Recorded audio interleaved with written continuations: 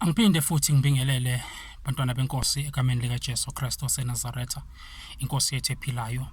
Ngize eSouth Africa, ngizwe on behalf of abafundisi bonke, ngize emhlabeni wonke, whoever ozohlangana nale video, ngize nje ukuzothoba kini bantwana benkosi, bantu bakaNkulunkulu, ngize nje ukuzoyithoba. Ngimele abafundisi bonke abasashumayela ivangeli lombuso, ngimele abafundisi bonke abasashumayela insindiso, ngimele bonke abafundisi abayiphethe ivangeli, abahamba phezulu kwevangeli, abaphila ngezwi, ngimele bonke abafundisi abasamile ezimisweni zikaNkulunkulu. Ngithi bantwana benkosi emhlabeni wonke, kunezehlakalo ezenzakalayo njengamanje njengoba sikhuluma. Kunabafundisi abaningi abahamba amakhodi njengoba sikhuluma. Kunabafundisi abaningi, ngithe mangena ku-internet phambi kwayizolo ngabona indoda engumfundisi, the man of God, kuthiwa imithise umama nengane, umama nentombazana. So lokhu kunikeza a bad picture go the ministers of the word. Namhlanje ngizele ukuzoxolisa kakhulu, ngixolisele abafundisi abasamile einsikeni zevangeli likaNkulunkulu. Ngoba into eseyenzeka manje, yonke into enzekayo manje yenziwa abafundisi laba bangale kulombuso omunye, labenza lokho okubi. Manje sekugcina kubonakala ngathi bonke abafundisi bayafana, kanti cha, abafundisi basekhona abayishumayela insindiso.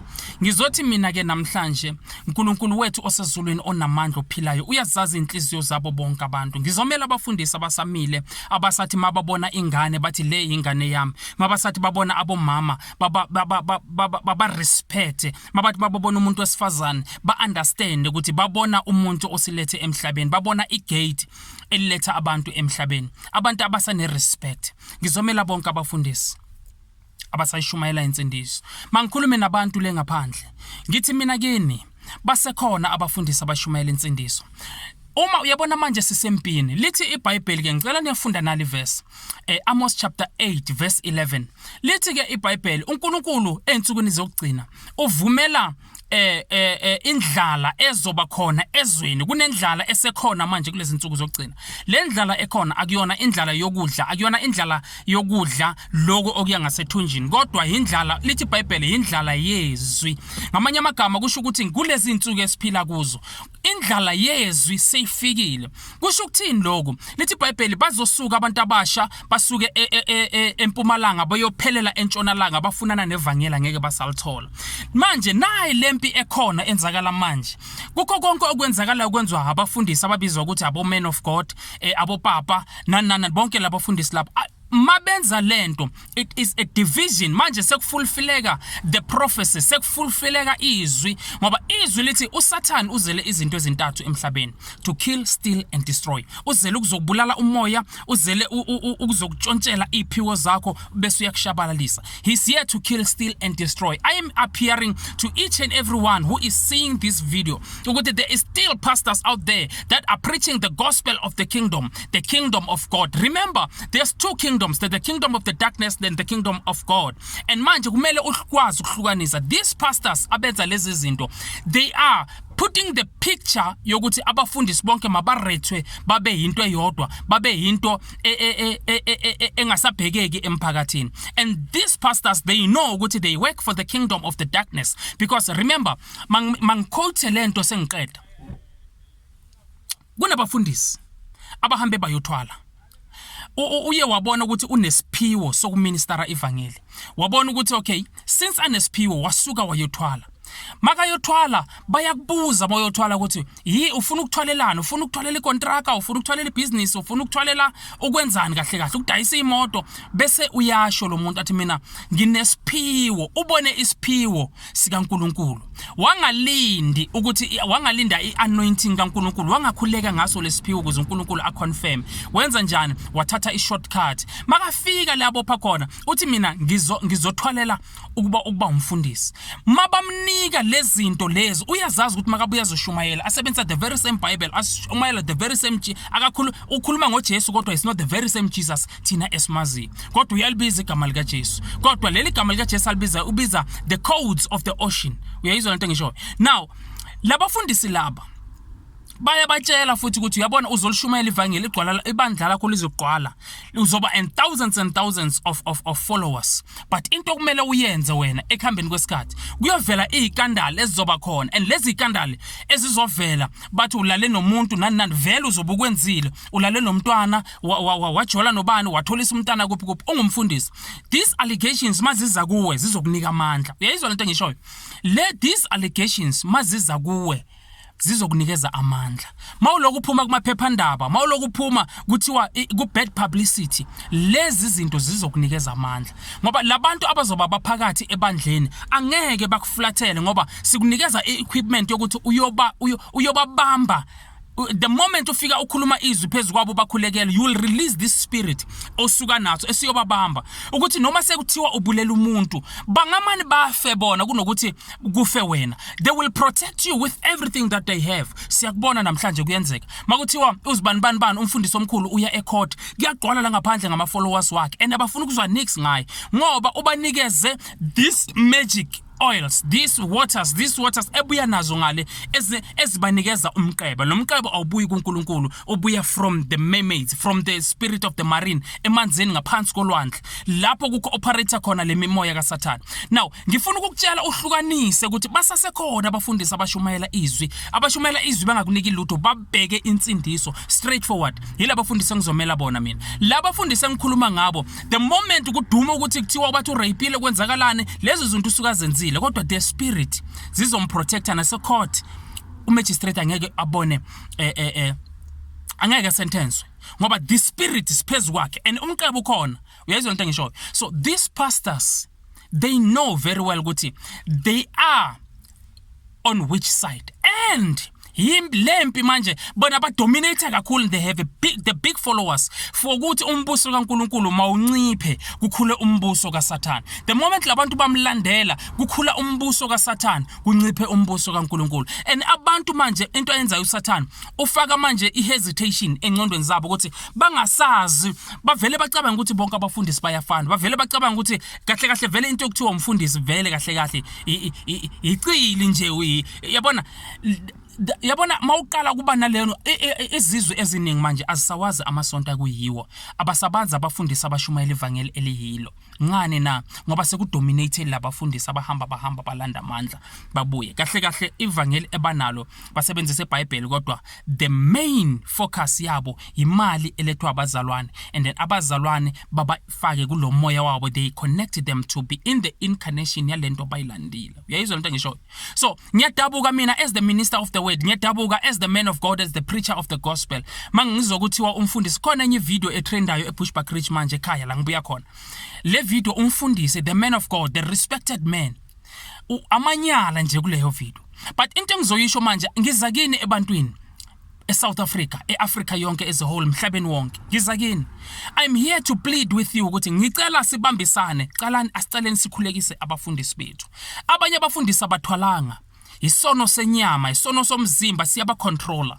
amademoni the demons of lust aphezulu kwabo abathwalanga bona nje bashawa amademoni they can still be restored babuyele bashumayele lensindiso baqala bayishumayela before bashawa ilama attacks kaSathane uSathane manje uvusa lempi ukuthi abafundisi mabawele kulezi zinto zamanyala ukuze kuzovuka umbuso kaSathane kunciphe umbuso kaNkuluNkulu impi the book isho njalo the book of Amos chapter 8 verse 11 ekugcineni kuzoba ngizofaka umoya ngizofaka indlala emhlabeni kukhona indlala njengoba sikhuluma izwi is very scarce izwi likhona abafundisi baningi kodwa the true gospel is very scarce uyayizwa lento engishoyo now I am here to tell you ukuthi basekhona kodwa ungamani ungene uzilahlele khona khuleka uma ngabe uNkulunkulu ukuvusa ukuthi uyofuna umbuso kaNkulunkulu khuleka uNkulunkulu ako redirect umoya engcwele akubonise indlela ekuyiyo ayokufaka ebandleni ekuyilona oyothola insindiso lapho uyoserve khona usebenzele usindiso lomphefumulo wakho basekhona abafundisi into okumele uyenze ungayilahleli kodwa sukuma ngokukholwa uye khona uholo umoya engcwele usibasekhona abayishumayela insindiso basekhona bamile ezwini likaNkulunkulu ngizokhulumela labo ke mina ngithi bantu base South Africa neAfrica as a whole I am here I'm on my knees I plead with you please and please and please ningabalekeli uNkulunkulu, ningasuke kuNkulunkulu ngenxa yendoda kaNkulunkulu, ngenxa yomuntu osuke wazibiza yena kanti angabizwanga uNkulunkulu abone ukuthi ufuna incebo phakathi ebandleni. Ungasukeli uNkulunkulu ngenxa yomuntu. Khuleka uNkulunkulu aze alethe irestoration empilweni yakho, alethe irestoration empilweni yebandla okhonza kulo, alethe irestoration uNkulunkulu aziveze ukuze nisebenzele usindiso lomphefumulo wenu. They are still there. Lempi bazalwane enkulu kakhulu. And abantu manje into engumfundisi nje bavela babone into emanyala mababheka umfundisi. Kanti yilento vele usathane bekuyigoli yakhe from the beginning ukuthi mangasivusa abafundisi abaningi ngapha kulombuso wami, umbuso kaNkulunkulu uzoncipha ngoba abekho abantu abasakholwayo ukuthi uNkulunkulu usabsebenzisa abafundisi. Abesekho abantu abasakholwayo ukuthi uNkulunkulu usakhuluma ngabafundisi ngoba into abayibonayo manje babona iyiprofeto. Prophesy, men of God, phakathi emabandleni. And into enzakalayo ukuthi sekuphila is prophet more than God. And into enzakalayo mangabe ubanikeza the product yalo prophet athi mina you have to buy the product of the prophet and it's a holy product. Nithenge le product. Your focus manje iyasuka kuNkulunkulu ihlala ku product. Ngamanye amagama wena awusamdumisa awusakholwa kuNkulunkulu ngokupheleleyo ngoba uyazi ukuthi uma ufuna izinto uyogeza ngeproduct, amafutha kaMfundisi, ugeza ngamanzi kaMfundisi and then izinto zenzeke. Uyomfunelana uNkulunkulu ke uma ngabe a product kaMfundisi isekhona, a product kaMprophet isekhona. Umfunelana uJehova, ufunelana umbuso wezulu. That's when you need to understand ukuthi manje kukhona umbuso kaNkulunkulu, kukhona umbuso kaSathane. But they both use the Bible and they preach like all the preachers that preaches the word of God. But there is a different. Laba bahamba noNkulunkulu uzobona amabandla wabo they are normal and kukhulunywa izwi and awagcwali kangakho ngoba abantu abaningi abalithandi iqiniso, babalekela la kunamanga khona, babanekela la kunencebo khona, babalekela la kunama product khona, bageze ngalezi zinto bathola imoto bahambe emotweni, bahambe ngemoto enkulu bahlala endlini enkulu kodwa umbuso kaNkulunkulu bangabi nawo. There is a core of the gospel. The core of the gospel is to work for your soul to see the kingdom of God. That is the main reason for uNkulunkulu ukuthi uvuse ini abashumayeli, uvuse abaprofeti, wavusa nabavangeli ukuze bakwazi abantu ukuzuza umbuso kaNkulunkulu. This is the main purpose. Ukuze abantu they mustn't die and perish, but they must die in Christ so that they will be in paradise together with God. That is the main purpose. Ungakhohlwa bakhona abazibizile abangebizwanga uNkulunkulu azange confirm. At the end of the day abafundisi bakhona barana nange pride, bakompita nange imoto, bakompita ngokuthi yena ilifestyle yakhe injani. That is not that umuzi ukuthi makashumayela very powerful, but lo muntu usabanjwe ipride. And khumbula ipride is a deadliest sin ngoba uSathane wacoshwa ngayo ipride ezulwini. So we need to be very careful. We need to be very careful. So into yokugcina ngicela amabandleni wethu sikhulekise ukuthi uNkulunkulu araise ama-intercessor abantu abazokhuleka ubusuku nemini. If ever kumele kube khona abangena ebusuku bayokhuleka bahambe boyolala, kube khona abangena ekseni bakhuleke bahambe boyolala. Ama-intercessor impi kaNkulunkulu mabaloku ba-intercede, bakhulekela ibandla, bakhulekela umfundisi, bakhulekela amalunga wonke webandla, bakhulekela imisebenzi yebandla, bakhulekela yonke into yebandla, bakhulekela i-vision and the mission of the ministry. Labo bantu labo they become the pillars of the gospel ngoba manje uSathane namadimoni wakhe mabeza bathola umlilo. So we need to pray emabandleni wethu ukuthi uNkulunkulu avuse ama-intercessor, avuse ama-prophetic intercessors, avuse ama-prophetic worshippers, avuse abantu abazomela umbuso kaNkulunkulu. Yilento kumele siyikhulekele. Ngiza kini ke manje ngicela nicale manje nikholwa ukuthi uNkulunkulu, uma ngabe sakholwa ukuthi uNkulunkulu khona ezulwini uyaphila, if uyakholwa lokho, kholwa futhi ukuthi bakhona futhi abafundisi abasetshenziswa uNkulunkulu kwangempela ngaphandle kwaloko esikubonayo namhlanje. Njengoba ngibona ngiphakathi kwe-overall uNkulunkulu ukhulumile, ngibiziwe, umsebenzi osemahlombe mkhulu kabi umsebenzi okimi, kodwa uNkulunkulu sekaconfirmile. But iproblem ukuthi nginalento ngithi uNkulunkulu ngikhuleka insuku zonke ethi baba ukuze ngingahambi ngiyotshintsha ivangeli lakho, ukuze ngingahambi ngiyofika manje sengifune imali ngamanga, ngincede Nkosi, ngisebenze ngimise indlu yami nezinto zami kahle, ngithi ngiyongena phakathi kwevangeli ngishumele evangeli kuyilona ngoba into yenza ukuthi abafundisi bashintshe ivangeli uNkulunkulu ababizele lona indlala. ngoba basaba ukukhuluma iqiniso, basaba ukushaya isono ngoba ibandla lizosabalala. Abantu bazobaleka ebandleni, umnikela ngeke usaba khona, ukweshuma ngeke usaba khona. Ngamanye amagama wena umelane nombuso kaNkuluNkulu phakathi kwendlu kaNkuluNkulu, kanti shaya into njengoba injalo, ngoba awuzelanga abantu kodwa uzela ukuzokwakha umbuso. Njengoba ngisebenza nje, ngisebenzela ukuthi ngimise indlu yami kahle. Abantwana bami ngingathi mangibuya esontweni ngithola abantwana bakhala banendlala. I am working to do something which is going to be solid. Ngithi ngiyocala umsebenzi kaNkuluNkulu full time ukuthi kukhona ongikwenzayo. Abantwana bami ngeke balale banendlala, umfazi ngeke alale ngendlala. Ngazi ukuthi umndeni wami ngiwumise kahle. Manje uNkulunkulu ngibusiswe uye ngalomsebenzi ukuze mangisebenze ngiyenze izinto zakhe ngendlela, ukuze mangihamba ngiyongena phakathi kwevangeli full time ningayi ngiyofuna imali ngezwi likaNkulunkulu. Ngingayi ngiyobopha ngithi ngibophela ukuthi makube namandla, abantu bazobona ukuthi kunamandla bazokhipha imali. No. Masiya evangelini kaNkulunkulu, masibiziwe, sibizelwa ukuyokwakha umbuso kaNkulunkulu. Akubona abantu abagcwele in the church abazele ukuzoletha imali enkonzweni, akubona abantu abazele ukuzonceda iministry, kodwa ubuningi babantu abagcwele emasontweni baze baneyinkinga zabo abayithwele ezinzima, ebadinga ukuthi umfundisi akhulume isibusiso, umfundisi abakhulekele, zisuke lezinto, zisuke ezibalandelayo ukuze bakhonze kahle, basosebenzela nomphefumulo wabo. It's not everyone abazele in the ministry abazele ukuzonceda iministry, kodwa bazele ukuzoncedwa iministry. They are not there to uplift the ministry, but they are there to be helped by the ministry. Only the few uNkulunkulu azobathinta, only the few abazofika bathi mfundisi sizwile. uNkulunkulu uzothinta ama-millionaires, uNkulunkulu athinta ama-billionaires, bezwe the message oyishumayelayo, bathi we are here to build the kingdom of God. Ngicela ukuzotshala nceke yenkosi. uNkulunkulu ngithithile ngemessage yakho, anginiki wena kodwa nginikeza umsebenzi kaNkulunkulu. Nayi icheck ka 50,000 or 100,000. Hamba uyokhulisa umsebenzi kaNkulunkulu. That's why uzobona iministry manje icala iflourisha, ithenga amathende, ithenga instrument nani. Kube khona i-team ezophuma yoshumayela ngaphandle, yenza ama-open air. Kube khona abantu abazosala ebandleni bahole izimvu zikaNkulunkulu. Umsebenzi kaNkulunkulu usebenze ngaleyo ndlela. But uma ngabe as a leader lento lena awuyicalanga fundamentally kahle, uvele waziphonsela phakathi kweministry, ungakayakhi nendlu, waziphonsela phakathi kweministry, ungakabi ne-certain business ezo maintainer abantwana bakho doesn't have to ukufundisa iministry. Abantwana bakho doesn't have to ukuthi kube yibona iministry ezobathengela mangabe uyevarsity expect iministry ukuthi mayibhadalele abantwana abamfundisi. No. As a man of God mawubiziwe, hlala noNkulunkulu phansi nibe ne-agreement. Baba ngibusise, akubusise ngomsebenzi. Bese umsebenzi uNkulunkulu akubusise ngawo, you build something out of it. Bese uyaphuma ke manje uyominister the word of God. Ngoba only the few abazoza bazonceda iministry yakho. Bapledge, batshale phakathi kweministry. Kodwa the rest laba abaningi ungabatshela manga, bashumayelele ivangeli lombuso wezulu. Babalibona izulu.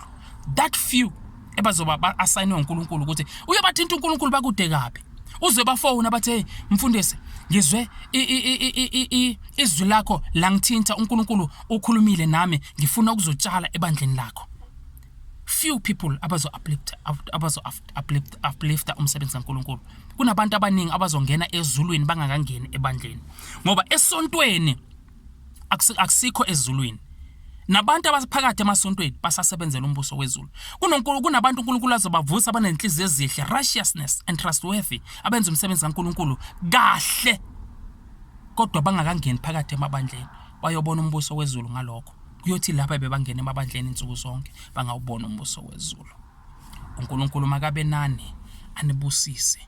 Abafundisi basasekhona, kodwa khuleka mangabe ukuvuka lo moya othi ngifuna ukuqala manje ngesontweni, ngifuna ukuqala ngiyosebenzela umphefumulo wami. Khuleka ngayo lento uNkulunkulu akubonise ibandla ekuyilona, lapho uzodla khona ukudla ukusuka ezulwini, ivangeli eliphethwe indoda econnectile ezulwini. uNkulunkulu makabe nani anibusise, ningalahli, ningaphuma endleleni. Isikhathi lesempi, impi esibhekane nayo. Lithi iBhayibheli uNkulunkulu uvumele impi ensukwini zokugcina, lapho abantu manje bazohamba bafune izwi lingasatholakala. Indlala ke le yezwi, ingakubona abafundisi abaningi kangaka abasalishumayeli ivangeli leqiniso lombuso wezulu, bashumayela ivangeli elizogcwalisa amaphakethi wabo ngoba fundamentally baqale kabe. Kodwa singabajaji, masikhulekeni njengesizwe, sikhuleke ukuthi uNkulunkulu abanikeze the restoration. Asibahluleli.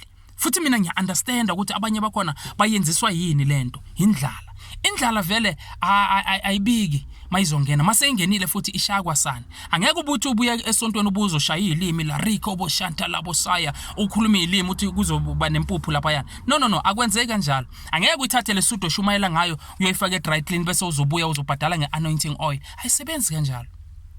Indoda kumele isebenze. uNkulunkulu uthi indoda mayidle kumjuluko wayo. Indoda mangabe ibiziwe mayiqala ijuluke imise izinto zayo kahle noNkulunkulu bese ihamba ishumayela ivangeli. uNkulunkulu makaze nenze kahle. Singabahluleli kodwa masibakhulekiseni. uNkulunkulu intervene phakathi kwalezo zimo. Ngiyabonga uFrance ngakasithole ngisindisiwe, inkosi ngiyayithanda. 0712599003. Ngicela usubscribe futhi ku YouTube channel yami. Kunama video amaningi kakhulu engwa-uploadile lapha yana, and then God will help you. Kukhona la uzoncedeka khona. uNkulunkulu abe nawe akunikeza amandla and the wisdom and the strength to run endleleni. uNkulunkulu makabe nani. Shalom.